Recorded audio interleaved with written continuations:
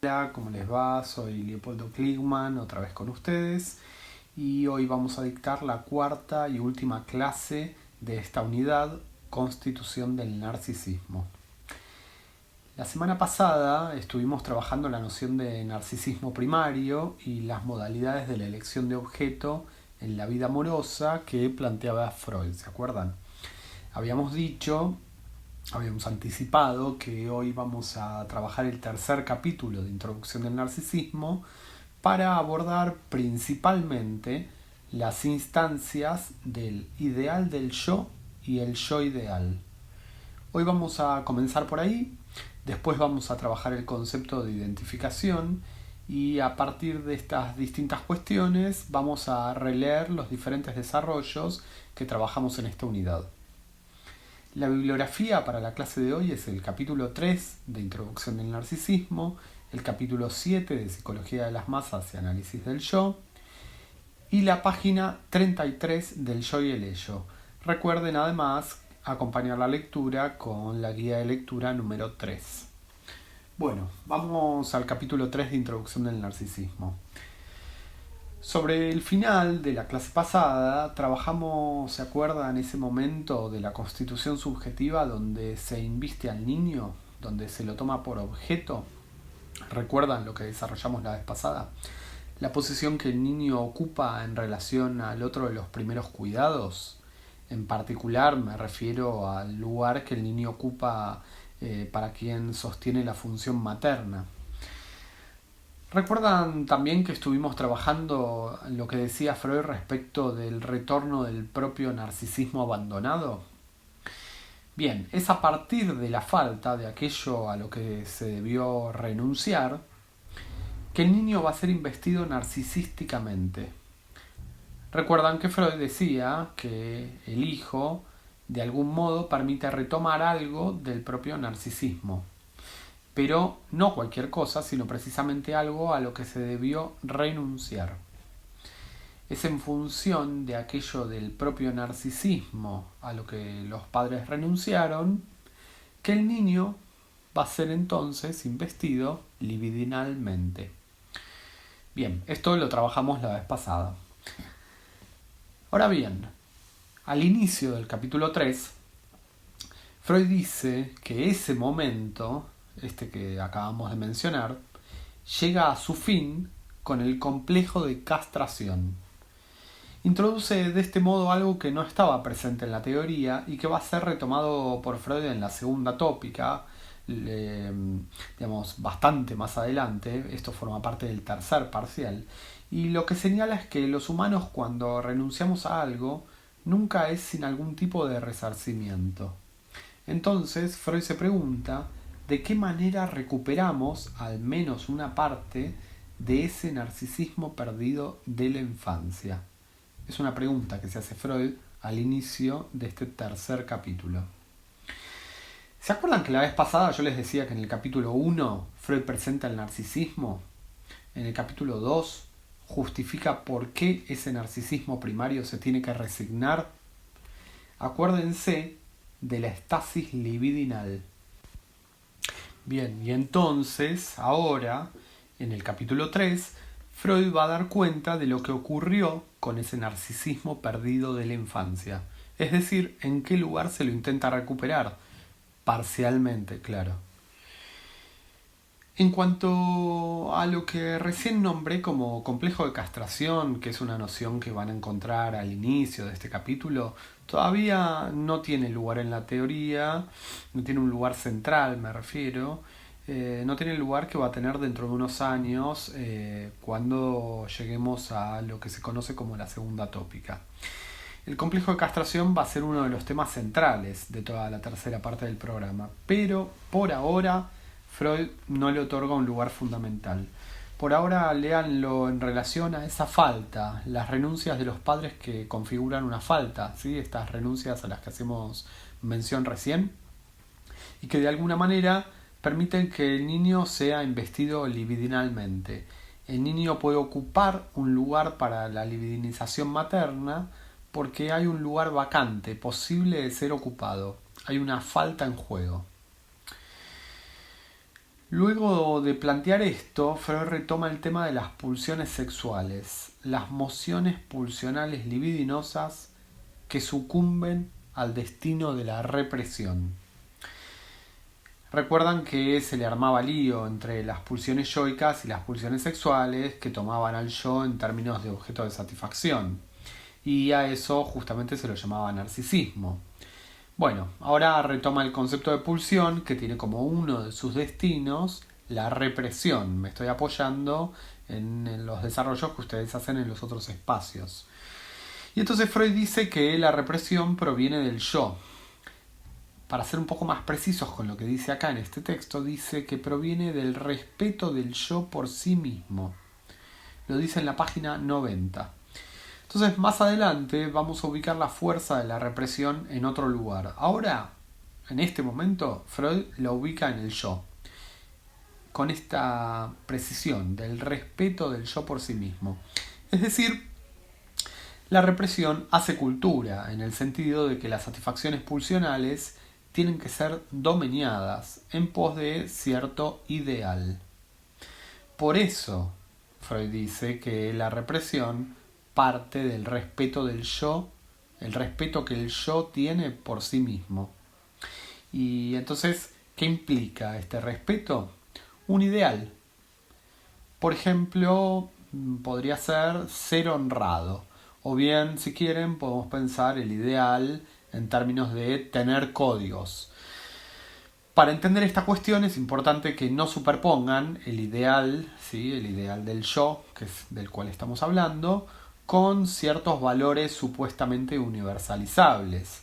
Porque, por ejemplo, tener códigos puede remitir a tener los códigos de la mafia, ¿sí? La mafia tiene un código, tiene un ideal en juego, ¿sí?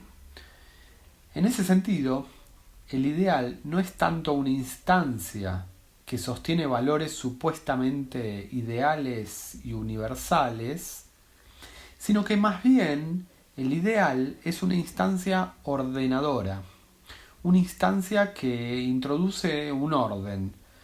Pongo otro ejemplo. Por ejemplo, si uno dice, en esta familia todos nos sacrificamos.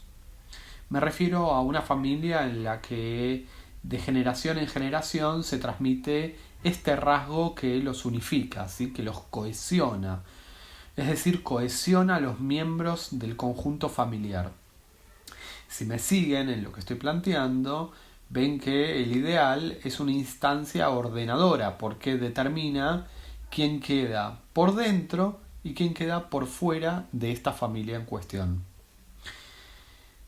Sin pasar por alto además que esto implica una lectura porque es necesario hacer una operación de lectura. ¿Qué quiere decir sacrificarse en este caso? Eso requiere por parte de los miembros de esta familia una lectura acerca de lo que querría decir en esta familia nos sacrificamos todos.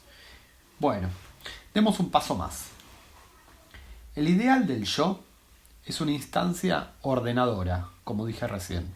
Pero además, Freud va a destacar que es la instancia desde la cual se mide al yo. Por eso en la página 90 van a encontrar que Freud dice, y lo voy a citar, dice así: uno ha erigido en el interior de sí un ideal por el cual mide su yo actual. Fin de la cita. Uno ha erigido en el interior de sí un ideal por el cual mide su yo actual. Tenemos entonces la formación de un ideal a partir del cual se va a medir el yo. Ahora lo vamos a ir desplegando. Pero Freud agrega algo más. Dice, la formación del ideal sería la condición de la represión. Atentos a esto, es importante porque Freud ahora está incluyendo algo que hasta acá nunca había dicho. Retoma el concepto de represión como un destino de pulsión por parte del yo, y ahora Freud nos está diciendo que se erige en el psiquismo un ideal, que lo llamamos ideal del yo. ¿Y qué es? Una instancia psíquica en el interior del yo, del sí mismo, que ¿qué hace?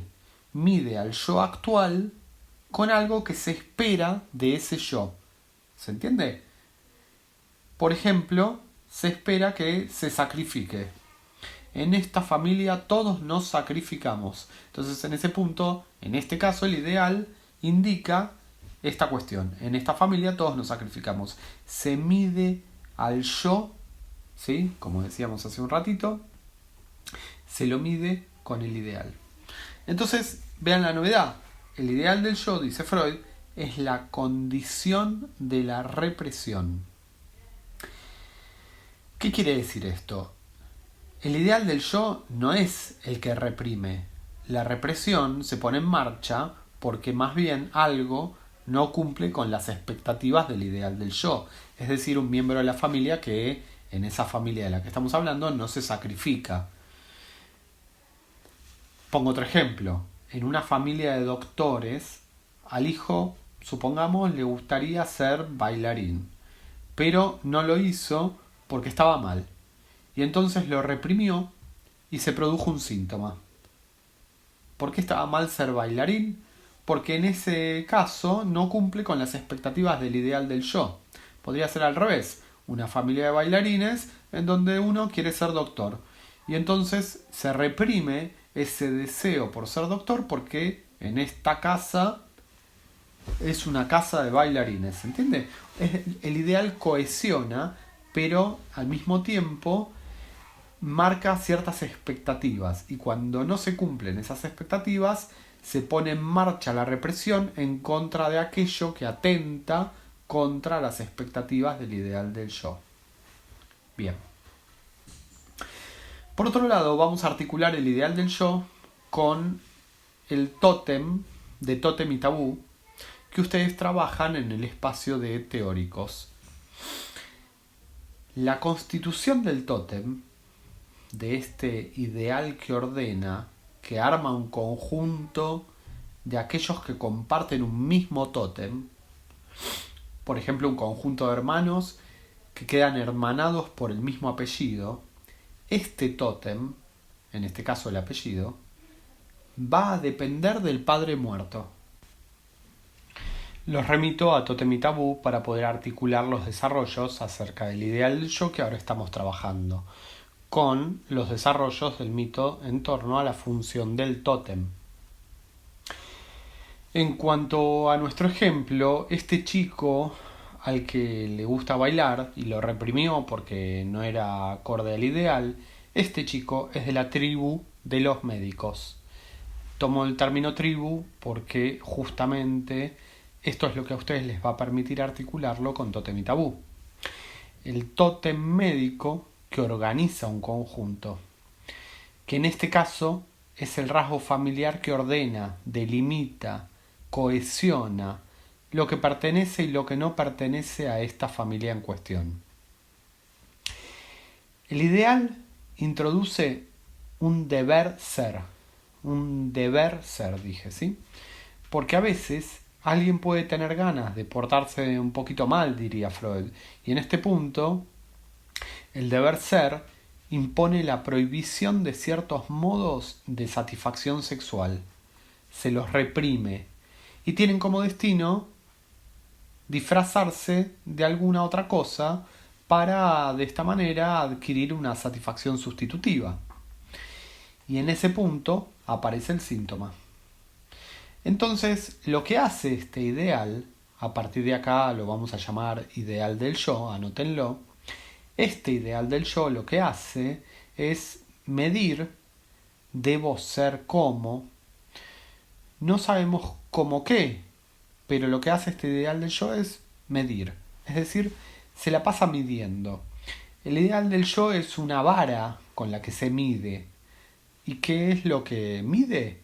Se mide al yo actual con un yo que ahora vamos a comenzar a llamar yo ideal. Un ideal que nadie alcanza. Anoten entonces los 3 términos que son los que están en juego en este capítulo. El primero es ideal del yo. El segundo es el yo ideal. Y el tercero, es el menos importante, pero es necesario que lo entiendan para poder entender el desarrollo, es el yo actual. Lo repito entonces, el ideal del yo es una vara con la que se mide al yo actual respecto de un yo ideal.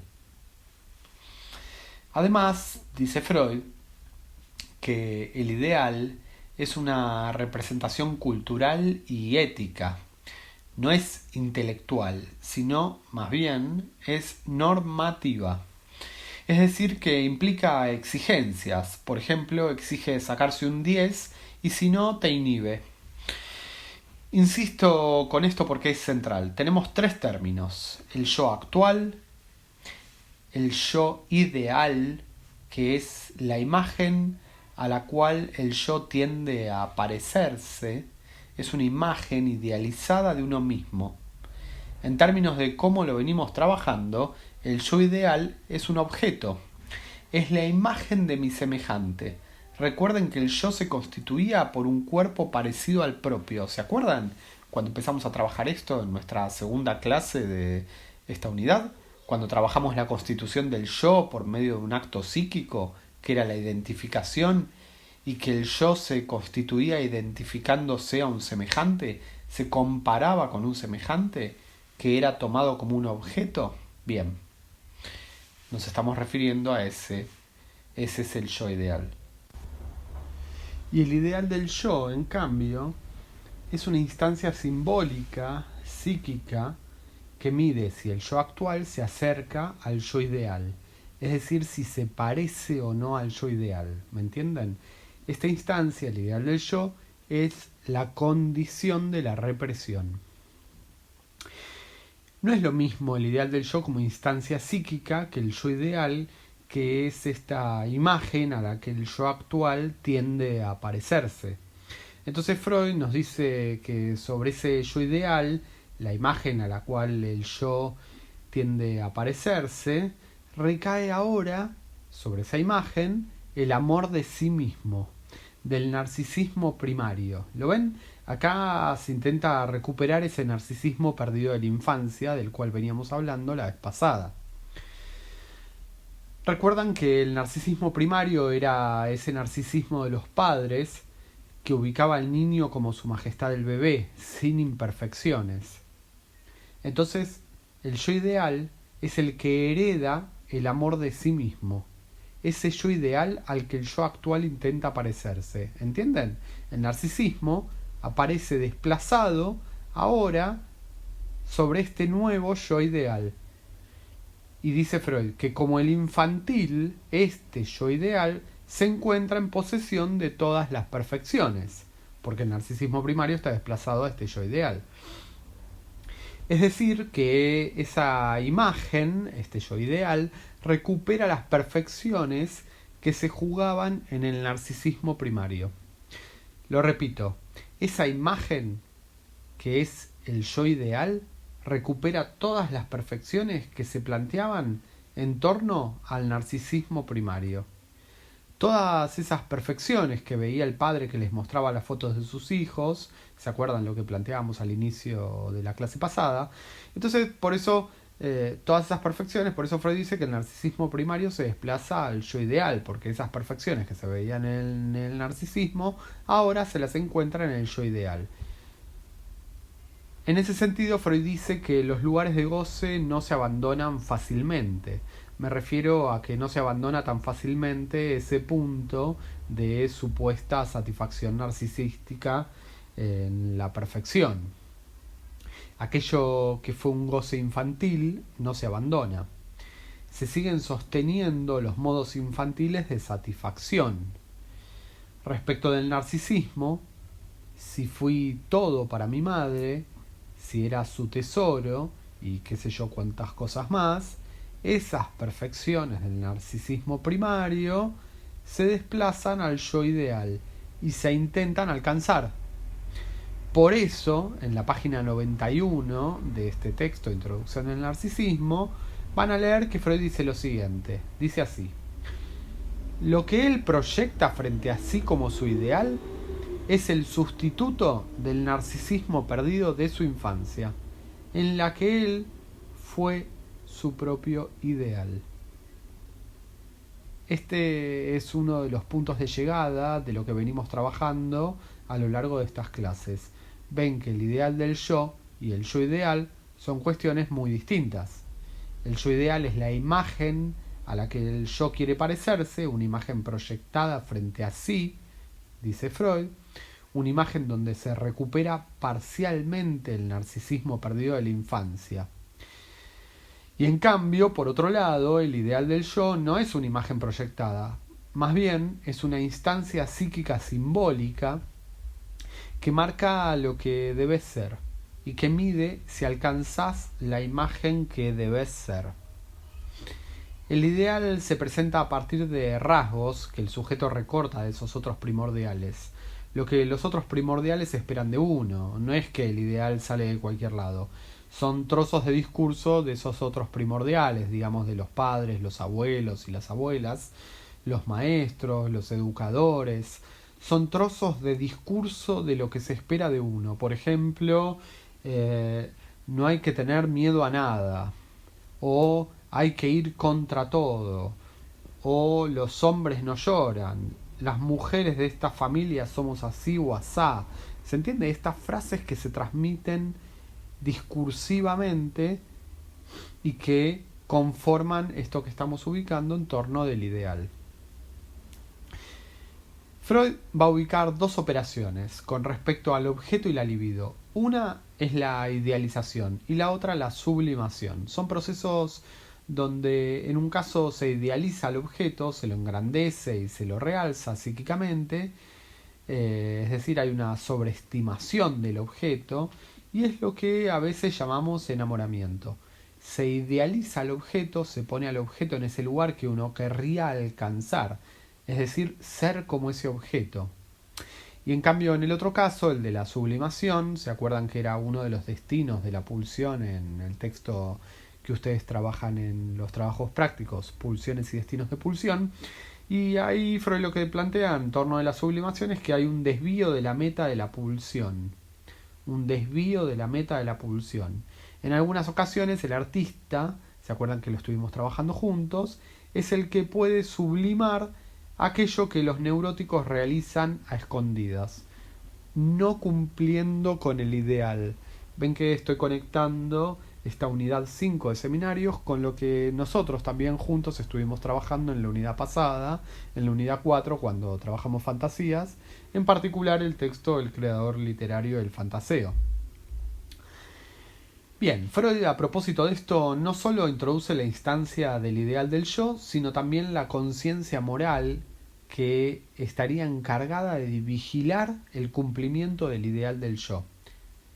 Acá la llama conciencia moral, más adelante, en 1923, esto es simplemente un anticipo, cuando lleguemos al yo y el ello, vamos a recuperar esta instancia de la conciencia moral bajo la categoría de super yo. Por ahora, pero solo por ahora, Freud dice que la conciencia moral tiene la función de vigilar y castigar. Por ejemplo, alguien que tuviera entre los trazos del ideal la cuestión de los logros académicos, podría ocurrir que preparando un examen, cansado ya de estudiar, se fuera a tomar una cerveza con un amigo y en un momento, digamos, en el momento de recibir su nota, se encontrara con un 5. Y como el ideal le marca que entre los logros académicos un 5 es poco, entonces aparece esta instancia que le dice que si se hubiese quedado estudiando unas horas más, tendría un 8.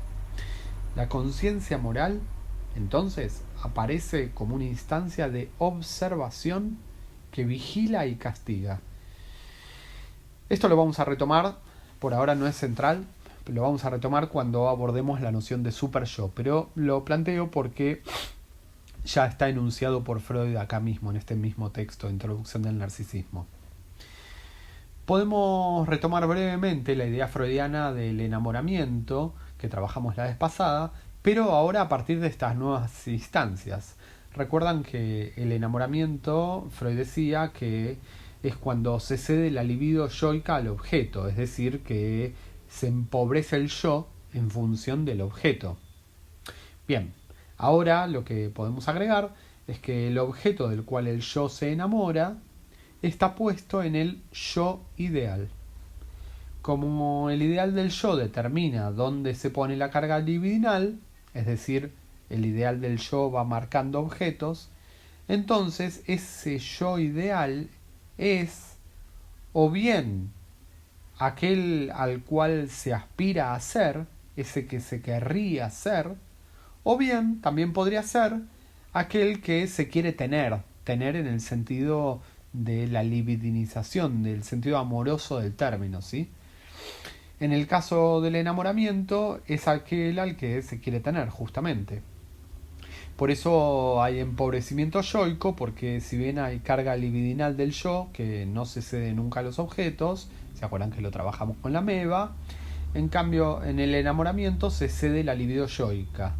Incluso, si quieren, podemos pensarlo de esta manera. Vieron que hay enamoramientos patológicos. Esos enamoramientos que terminan en procesos conocidos como procesos melancólicos. Es decir, que se pierde el objeto de amor, y está perdido el yo. Ven que el eje es lo que ocurre con la libido yoica. Toda la libido tomó al objeto, perdido el objeto, se pierde el yo. No nos interesa la melancolía, lo ubico como un ejemplo para poder ampliar un poco la comprensión de este tema. Agreguemos otra cuestión. La vez pasada trabajamos la diferencia entre el objeto pulsional y el objeto de la elección de objeto. Podría ocurrir que estas series confluyan en un objeto de amor, es decir, que en una relación amorosa se presenten ambas series. Pero también podría ocurrir que no. Por ejemplo, una persona en la que se presenta un deseo desenfrenado por un hombre que no coincide para nada con relación al ideal del yo. Es decir, que se engancha con, digamos, un muchacho que conoció a la vuelta, con el que siente una pasión irrefrenable, pero que nada tiene que ver con su ideal. No se lo puede presentar a sus conocidos, a la madre, al padre, a la abuela. Lo tiene que tener guardado, ¿sí? En algún lugar, digamos. Es decir, que también puede haber una elección de objeto más ligada a la satisfacción pulsional y que en ciertos casos no esté regida por el ideal. No lo vamos a desarrollar, pero lo ubico para poder diferenciar el enamoramiento que se sostiene de lo que hoy estamos ubicando con el ideal, de la pasión amorosa que está desamarrada del narcisismo, ¿sí? En este punto en que Freud dice que el ideal del yo también marca, más bien arma un ideal sexual, ¿sí? Entonces, estas dos series, la de la pulsión y de la serie amorosa, podrían confluir en un mismo objeto, es decir, coincidir en una misma persona o no, como en el ejemplo que acabo de poner. Retomemos también una cuestión central del capítulo 2. ¿Se acuerdan que dijimos que la elección de objeto podía tener dos modalidades? ¿Se acuerdan que lo trabajamos la vez pasada? Habíamos dicho la clase pasada que las íbamos a retomar a la luz de estas nuevas instancias, ideal del yo y yo ideal.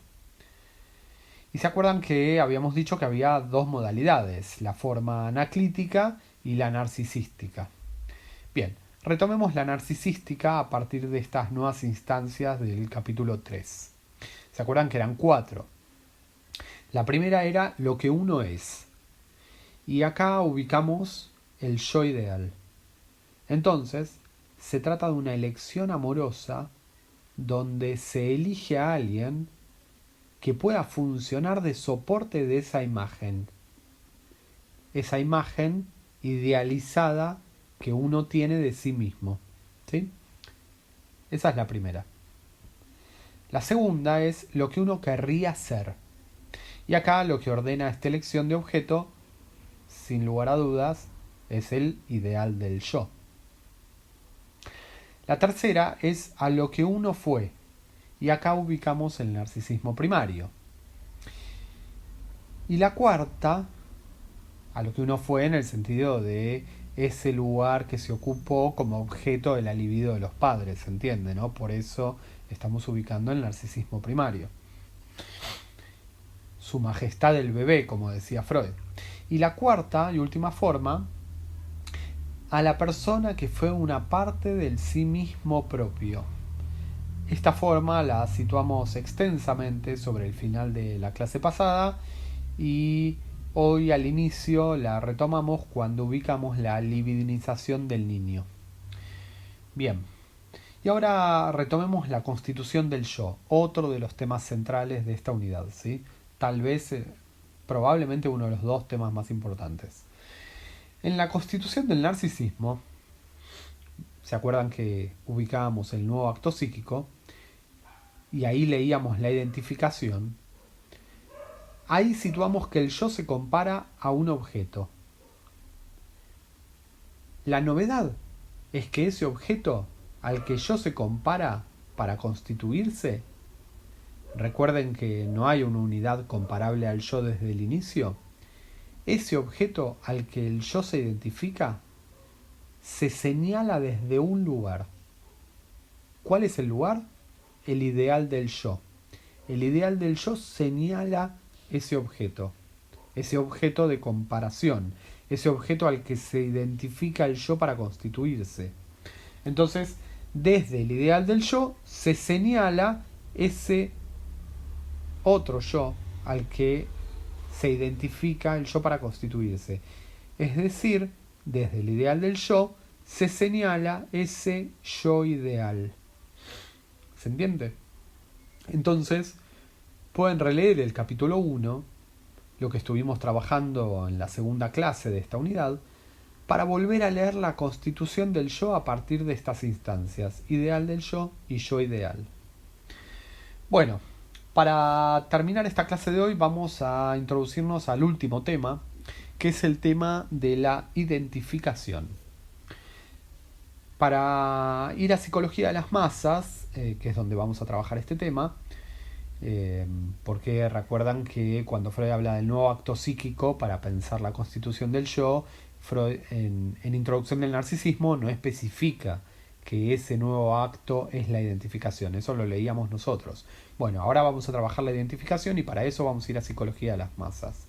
Y para ir a psicología de las masas vamos a tomar la última página de Introducción del Narcisismo, donde Freud plantea cómo el ideal cohesiona una masa. En la página 98 van a encontrar que Freud plantea que el ideal del yo cohesiona una masa. Es decir, un conjunto. Por ejemplo, una familia, una nación, una hinchada de fútbol, un partido político. Por ejemplo, en la hinchada de Boca pueden estar unificados por el azul y oro, ¿sí? Y a través del azul y oro, que sería este rasgo que los cohesiona, pueden estar cohesionados personajes muy diversos entre sí, saltando todos en un mismo lugar, cantando exactamente todos lo mismo, todos cohesionados por un mismo rasgo, dice Freud. Entonces podemos encontrar en el mismo lugar a personajes completamente diversos, heterogéneos entre sí, pero que todos quedan en ese punto, pero solo en ese punto, homologados por ese rasgo. O sea, quedan identificados todos a ese rasgo y de esa manera cohesionan, se constituyen como un conjunto, como una masa, ¿sí? Que se arma a partir de ese rasgo, en este caso el azul y oro. Y entonces, a partir de esta idea, vamos a psicología de las masas para poder ubicar en qué se soporta el ideal del yo. ¿Sí? Psicología de las masas lo vamos a leer conjuntamente con el capítulo 3 del yo y el ello, que también tienen en el programa, ¿sí? Así que nos vamos a dedicar a leer esas breves páginas que nos restan de esta unidad. Solamente voy a tomar un par de cuestiones del texto de Psicología de las Masas y Análisis del Yo, que es un texto de 1921, ¿sí? Es un poco después de lo que estábamos trabajando. Pero sepan que acá Freud desarrolla una teoría de la masa que de algún modo anticipó la era de los totalitarismos. Es un texto absolutamente visionario que se anticipa a su época. Freud lo publica en 1921 y si seguimos los acontecimientos políticos de Europa, el texto anticipa la relación particular del sujeto al líder, es decir, lo que fuese a ocurrir muy poquito después con Mussolini, Primo de Rivera, Hitler y Stalin, ¿sí? Principalmente estos cuatro. Además es un texto donde Freud retoma la teorización del yo y en particular la relación que tiene el yo con esa operación que nombra identificación. Entonces, ¿qué es la identificación? En primer lugar, la identificación no es una copia, sino que en la identificación se trata de incorporar algo del otro. Esto es lo primero. Freud introduce distintos tipos de identificaciones que se pueden situar en la experiencia de un análisis. En el Edipo, que vamos a trabajar particularmente en la tercera parte del programa, en el caso del Edipo positivo del varón, Freud distingue dos modos de lazo. Por un lado, una investidura de objeto hacia la madre, libidinal digo, inviste por apuntalamiento a la madre, tal como estuvimos viendo, pero además Freud sitúa un lazo libidinal al padre, ¿sí? Por identificación, es decir, que incorpora un rasgo del padre y lo toma como modelo. Ya vamos a trabajar estas cuestiones, ahora es simplemente para poder ilustrar lo que dice Freud aquí. Entonces, en un caso a uno se lo querría tener y en el otro caso es lo que se querría hacer. Esto lo vamos a desarrollar en breve cuando lleguemos a la tercera parte del programa. Sin embargo, a nosotros hoy nos interesa ubicar que antes del Edipo, en un momento lógico anterior, inaugural, Freud va a situar una identificación de otra índole, una identificación que va a llamar primaria. Entonces, tenemos identificaciones secundarias, son las identificaciones de las que se puede dar cuenta en la experiencia, que son escuchables, se las puede leer, y además una identificación primaria que, como todo lo primario en Freud, ya lo dijimos, no es un observable clínico, sino un supuesto lógico, necesario para pensar lo que viene después. Entonces, así como hay represión primaria, así como hay un narcisismo primario, Freud también va a postular una identificación primaria. Vamos a la primera cuestión del texto, el capítulo 7 de Psicología de las Masas. En la página 99, Freud define la identificación primaria como la más temprana exteriorización de una ligazón afectiva con otro. La más temprana exteriorización de una ligazón afectiva con otro. Freud comienza el capítulo señalando que desde el inicio hay un lazo del sujeto al otro. Entiéndanlo por ahora como ese otro de los primeros cuidados. Es decir, el niño no se autoengendra, no viene de la nada, no es una creación ex nihilo, no se produce por generación espontánea ni viene de un repollo. Nada de todo eso, más bien el lazo del sujeto al otro está desde el inicio, dice Freud. Entonces, la primera cuestión que vamos a ubicar de la identificación primaria, subrayo esto, anótenlo por favor, es que se trata de una operación que da cuenta de la ligazón al otro. Lo digo con otras palabras. La identificación primaria es fundante, es constitutiva del aparato psíquico. Si quieren, podemos plantearla en otros términos, que es que la identificación primaria es la marca del atravesamiento del humano por la palabra. Y la palabra siempre viene de un otro, porque de eso se trata, esa ligazón a un otro, de que el niño es hablado por esos otros primordiales. Se trata entonces de una identificación al ser hablante. Entonces, esta es la primera cuestión, la identificación primaria como la más temprana exteriorización de una ligazón afectiva con otro. Vamos a la segunda cuestión. En el artículo El yo y el ello, en la página 33, vayan y léanla, Freud dice que detrás del ideal del yo se esconde la identificación primaria, una identificación al padre, ¿sí? Entonces, estuvimos trabajando el ideal del yo y ahora nos pusimos a trabajar la identificación primaria y qué relación hay entre una y otra, que en el yo y el ello Freud plantea que detrás del ideal del yo encontramos la identificación primaria, la identificación al padre. ¿A qué padre?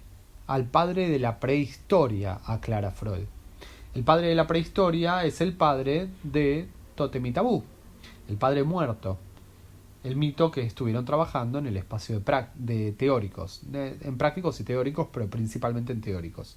Entonces, cuando Freud dice que detrás del ideal del yo se esconde la identificación primaria y dice que esa identificación es al padre, nos está remitiendo a Totem y Tabú, donde justamente Freud situaba la operatoria del padre muerto y la función del tótem. La novedad es que Freud agrega el ideal del yo. Entonces, vamos a ver que Freud establece cierta analogía entre el tótem y el ideal del yo. Recuerdan que el tótem tiene la función de conmemorar al padre.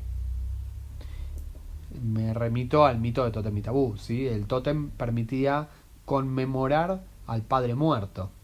Y a la vez, el rasgo que cohesiona la masa, ¿sí? El tótem es ese rasgo. Lo digo de otra manera.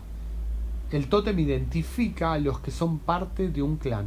Recuerden el azul y oro que cohesiona la hinchada de Boca. Podemos decir lo mismo de otros tótems que tienen esta función de cohesionar a la masa, de armar el conjunto de hermanos. Si quieren, de otorgarle a un conjunto su propiedad de ser un conjunto cerrado, donde los miembros de ese conjunto se reconocen entre sí como pertenecientes a un mismo lugar. La gallina, por ejemplo, el lobo, ¿sí? Esos rasgos que cohesionan masas que son hinchadas de fútbol, para poner ese ejemplo. Entonces, tal como ustedes trabajan en el espacio de teóricos, el tótem representa al padre. Tiene la función de una heráldica, es decir, de constituir, más bien, un linaje con el padre y cohesionar a quienes se reconocen hermanados, conformando de esta manera un conjunto. Las leonas, por ejemplo, si tomamos la selección femenina de hockey. Entonces, en Psicología de las Masas, Freud vuelve a los desarrollos de Tótem y Tabú.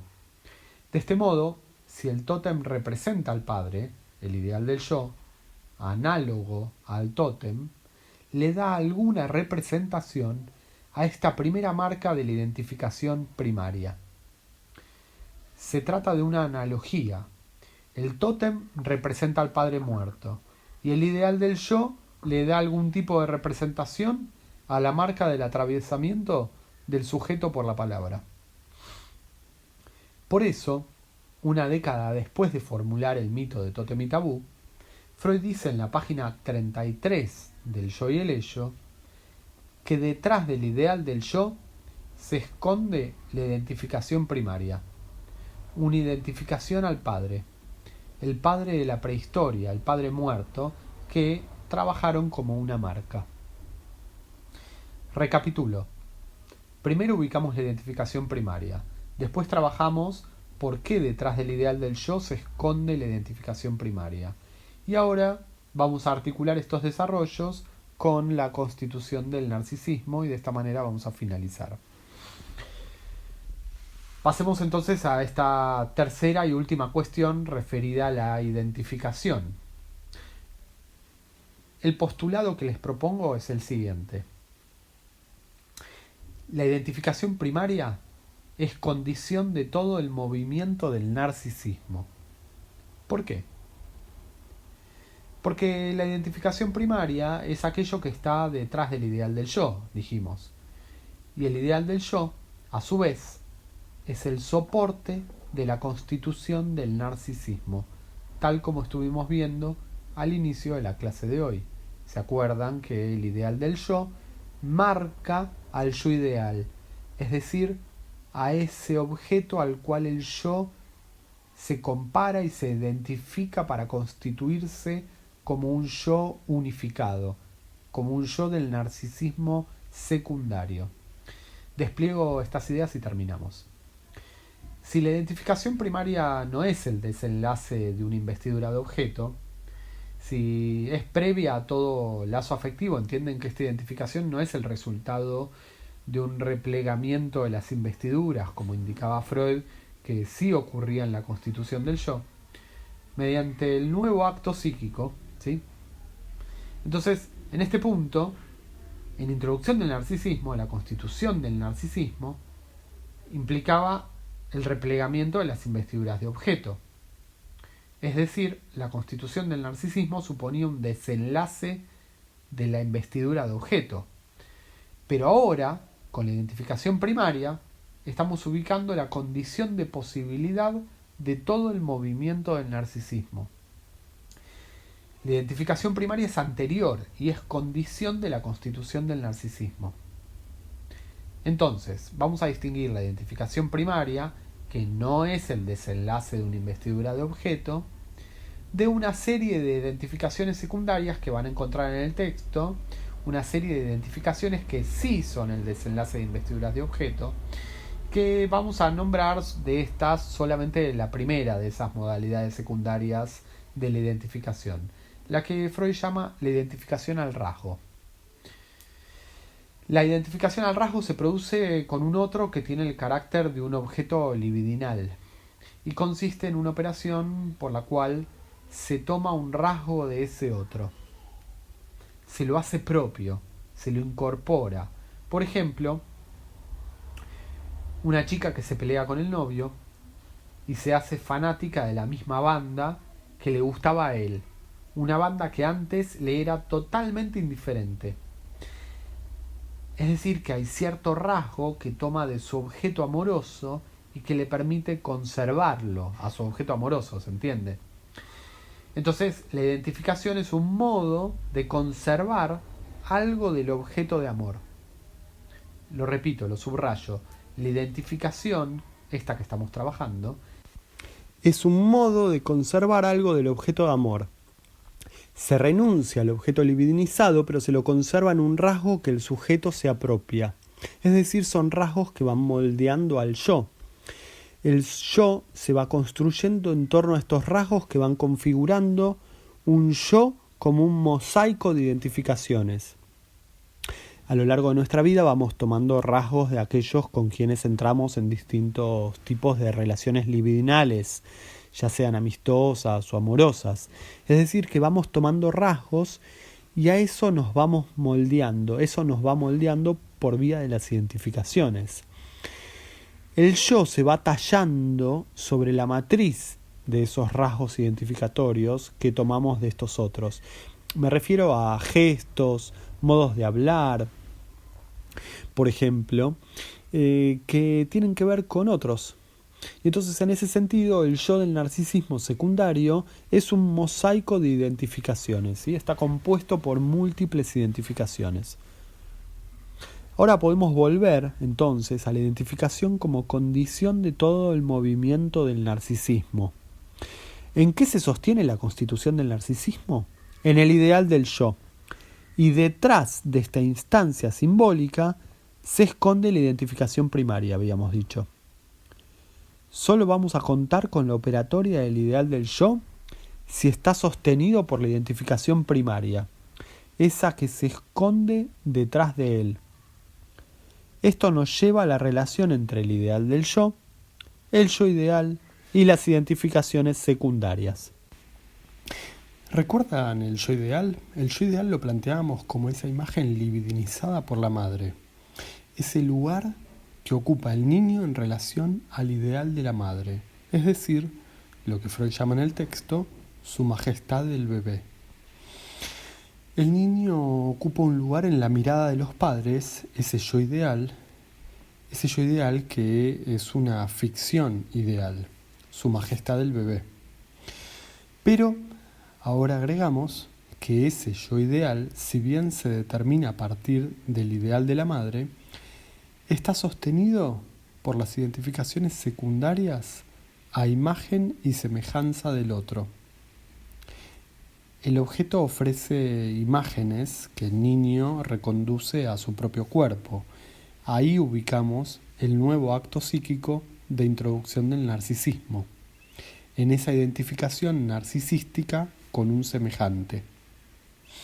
En cuanto al narcisismo primario, es inferible retrospectivamente por el amor parental, tal como lo hemos trabajado a partir de la sobreestimación. El niño para los padres implica cierta recuperación del narcisismo perdido. Bien, entonces quiero subrayar lo siguiente. Para que se constituya el narcisismo como unidad, se necesita del ideal que sostiene la madre. Es decir, el yo ideal se sostiene porque el niño ocupa un lugar en la mirada de los padres. Pero a la vez, también se necesita de una identificación secundaria con el semejante. A eso me refiero cuando digo que el objeto ofrece imágenes que el niño reconduce a su propio cuerpo. En este segundo tiempo se reconduce la imagen del semejante al cuerpo propio. Ese momento es la constitución del yo como unidad y es secundario, el narcisismo secundario. Ahora agrego algo más. A este yo como unidad, a este narcisismo secundario que se constituye mediante un nuevo acto psíquico, se le van agregando identificaciones como resultado de investiduras resignadas. Esas identificaciones a objetos libidinales resignados que desarrollamos recién. Y por eso el yo se constituye como un mosaico de identificaciones.